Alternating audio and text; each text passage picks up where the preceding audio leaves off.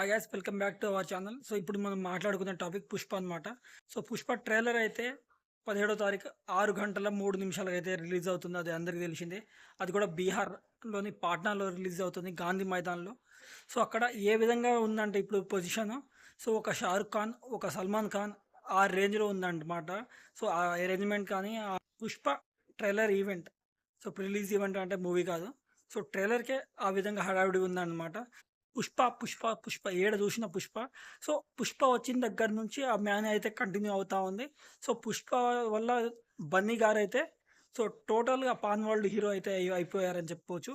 So అది ఈ పుష్ప వరకే ఉంటుందా లేదా నెక్స్ట్ మూవీకి వరకు కొనసాగుతుందా తర్వాత మ్యాటర్. కాకపోతే ఇప్పుడైతే తన హవానే నడుస్తుంది.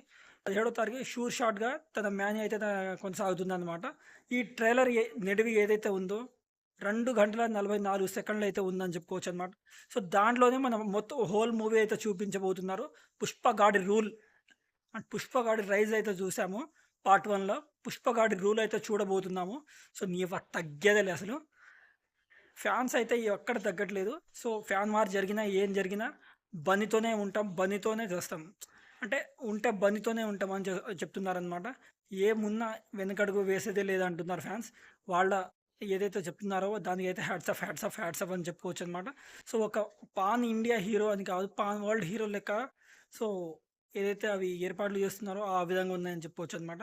సో మీకు అసలు ఏ విధంగా ఎక్స్పెక్టేషన్స్ ఉన్నాయో కామెంట్ చేయండి. పాన్ ఇండియన్ మూవీ తీసినప్పుడు ముంబైలోనో లేకపోతే మన తెలుగు స్టేట్లోనో ఉంటుంది ట్రైలర్ ఈవెంట్, కానీ బట్ ఫర్ ఎ చేంజ్ పాట్నాలో పెట్టారని చెప్పుకోవచ్చు. అది కూడా గాంధీ మైదానం. 1,00,000 మంది రాబోతున్నారన్న. 1,00,000 మంది ఏందన్న ఆడ ఊరు కాని ఊరు. సో ఆడ 1,00,000 మంది ఏంది అసలు. ఆ విధంగా తన ర్యాంపేజ్ అయితే కొనసాగుతుందని చెప్పుకోవచ్చు. సో దీనిపై మీరు ఏ విధంగా స్పందించారో కామెంట్ చేయండి. సో మీరేమనుకుంటున్నారు, పుష్పగాడి రూల్ ఉందా లేదా అనేది మీరు ఏమనుకుంటున్నారో కామెంట్ చేయండి.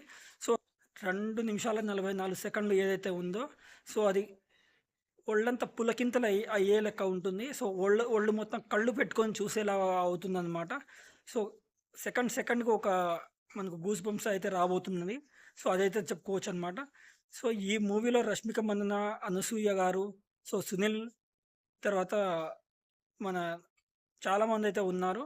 సో మీరేమనుకుంటున్నారో కామెంట్ చేయండి. పుష్పగాడి రూల్ ఏ విధంగా ఉండబోతుంది. సో ఈ హైప్ ఏదైతే ఉందో అది పుష్ప ట్రైలర్తోని ఇంకా డబుల్ ట్రిబుల్ అయితే అవ్వబోతుందని చెప్పుకోవచ్చు అనమాట. ఆ ట్రైలర్ కోసం ఈగర్గా వెయిట్ చేస్తున్నారా లేదా అనేది కూడా కామెంట్ చేయండి. Signing off Nagaraj Rathod reviews.